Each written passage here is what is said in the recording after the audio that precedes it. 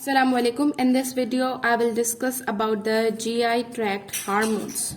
Since as we know the GI tract, when food enters in the GI tract, there is the hormonal action that is done on the food for the digestion of food and further absorption of food occurs. So mainly there are two families of the hormones present in GI tract. One is gastrin family, and the second one is the second one is secretin family.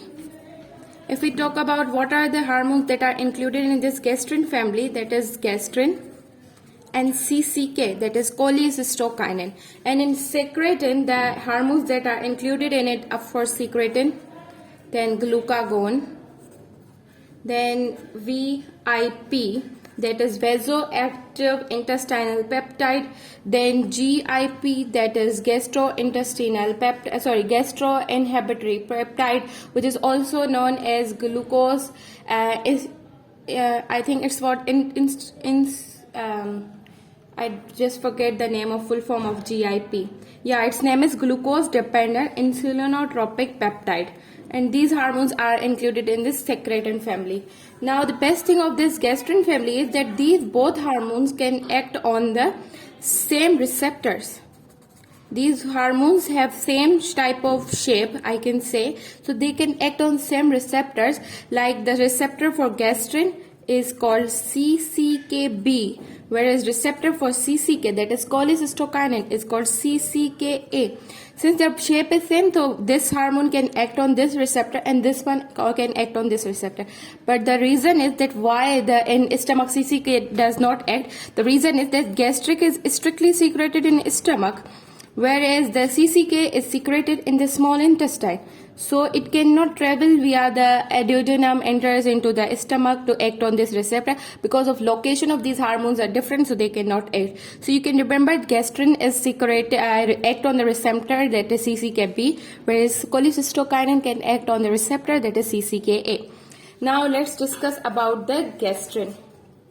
Gastrin is a hormone, but as gastrin tells us, it is secreted in the stomach strictly.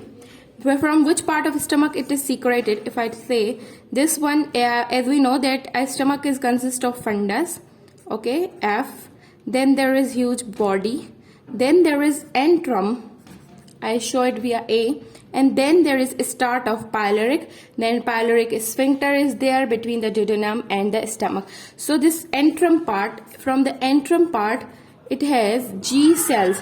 The best thing of GI hormones is they are secreted from the cells. As gastrin word start from G, so it will be secreted from G cells, right? So, okay, so since gastrin is secreted from the antrum, now if we talk that gastrin are of three types depending on the number of amino acids. Gastrin are of further G34, G17 and G14. These are the names of the gastrin since it depending on the number of amino acids, but all they have same function. Now let's talk about the function of gastrin. Since it is secreted from the G cells present in the antrum, so this gastrin act on the parietal cells that are present in this fundus region. So G cells here release gastrin and they act on the parietal cells. Since parietal cells have receptor for this gastrin, and release of this action of this gastrin on this parietal cell will cause release of H positive ions.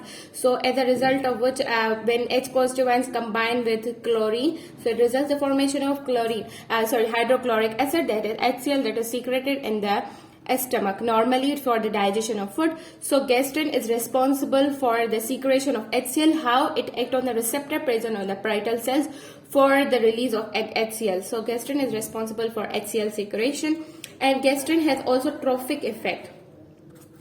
Trophic effect. What is mean by trophic effect? That it is responsible for increasing the mucosal lining of the GI tract, or if I speak specifically, if I say it is stomach.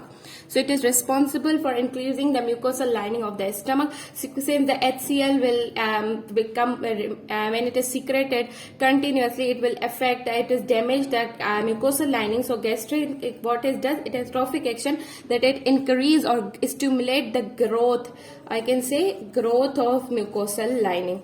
Okay, now as I told you that now how the gastrin action occurs, how the G cells come to know that it's time to secrete the gastrin, that is via the vagus nerve, which release a hormone, that is called as GIP. Not a hormone, it is a neurotransmitter. That is I can say it. GIP is secreted from the vagus nerve, which is responsible for secretion of gastrin from the G cells. So, and normally what is the role of a vagus nerve? It releases a neurotransmitter, that is acetylcholine, which will responsible for secretion of HCl from the parietal cells.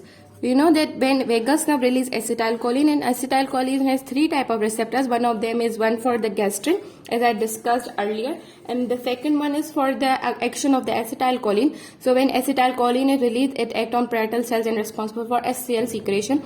But the best thing of vagus nerve is that it secretes GIP for the secretion of gastrin from the G cells, right? Now, if a drug like atropine, it was a drug that decrease acetylcholine secretion. Okay, if this atropine is, we are giving a person a drug called atropine, so that the acetylcholine does not be secreted, so that the parietal cells are unable to secrete the HCl, right? But since as we know that vagus nerve secrete GIP for the release of gastrin, so if I give a person atropine, so only this one receptor will not be working. But since gastrin will be released, because gastrin is released by the released in the response to the neurotransmitter, that is GIP. So as a result of which gastrin will act on these parietal cells and the HCl will be produced. But the less amount of HCl produced because of the acetylcholine receptor is not working. So that's why less amount of HCl will be produced. But still, by giving that atropine drug, if we think that the person will no HCl will be secretion will be occur in case of peptic ulcer, we give this type of drugs. So, but still there will be secretion of the HCl. The reason behind, as I told you, that GIP is the neurotransmitter that is released from the vagus nerve for the secretion of the gastrin, which will act on the parietal cell for the secretion of HCl. Now, at what type of food, more amount, depending on the type of food, gastrin will be secreted more depending on the type of food. Like in the food is protein rich, more amount of gastrin will be released, right? When the food is protein rich, more amount of gastrin will be released. This is the most important thing. And since when there is increased HCl production, or I can say H positive ions in stomach, it will cause negative feedback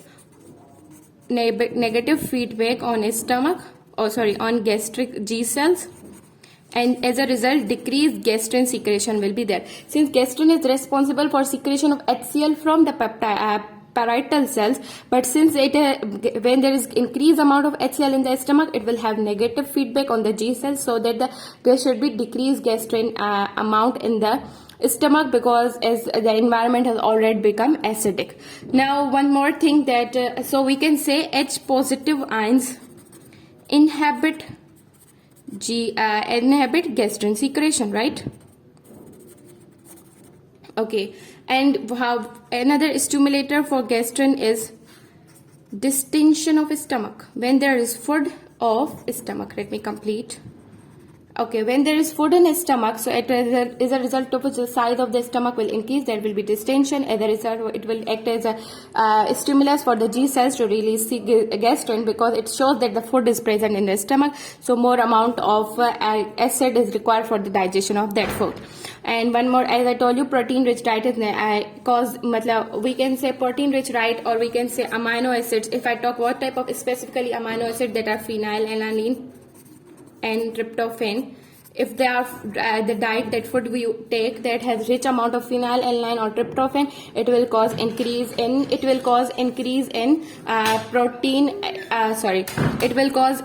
gastrin secretion, right? And then one more thing, that gastrin is inhibited by another stimulus, that is somatostatin. Somatostatin act as inhibitory substance for this release of this gastrin. Now one more thing that in case of pernicious anemia, what occurs, that the stomach, that is whose fundus part, in which there are presence of parietal cells, there are certain antibodies which are produced in the body, and they destroy these parietal cells. So as a result of which, in pernicious anemia, parietal cells are reduced in number because of the production of antibodies. This is an autoimmune disorder. So parietal cells are unable to produce HCl. Since as we know that gastrin is present in the antrum, G cells are present in the antrum region, right? And when there is no HCl production and food is present and there is distension of the stomach, so these G cells will continuously release gastrin, so that there should be acidic environment, that HCl should be secreted, so further for that digestion of food occurs.